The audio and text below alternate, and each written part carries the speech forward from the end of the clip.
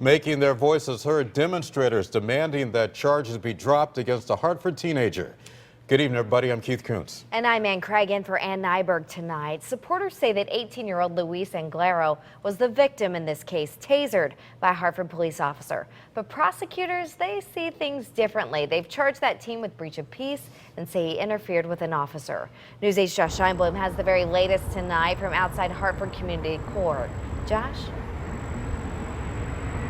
It didn't take long before the accused was told by a judge that his court date would be continued for a later time. But as we saw, this is one story that's affecting more than just him, but also several people in this community. For the record, Attorney Jamal T. Johnson for Luis Anglero Jr. Mr. Anglero is approaching. Inside Hartford Community Court stands Luis Anglero Jr. The teenager, police say, threatened the safety of one of their officers.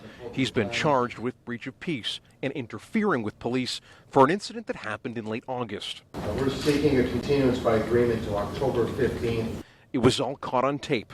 Witnesses tell News 8 Anglero wasn't doing anything wrong when he was approached by Detective Sean Ware before being tased. The laws of the state of Connecticut are on our side. The truth in this matter is on our side. And we're confident that once the laws of this state are applied to those truths, that my client will be exonerated of all the charges before him. The tasing spawned a strong response from both cops and residents alike.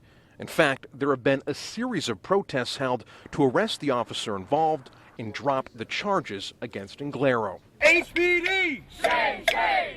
At one of the demonstrations, the chief even marched with protesters, which in turn angered members of the Hartford Police Union. Walking with the protesters, conveying an anti-police sentiment, and calling for an arrest of a detective conveyed a message to the rank and file that the politics will overshadow the facts. And Wednesday, emotions were still running high as more demonstrators gathered outside the courthouse for Anglero's first appearance in front of a judge on the matter. I really felt like I had to come out here and stand for the people. And we feel that it was an unwarranted act of aggression on the part of the police officer. We just have to be back here on the 15th and see what happens.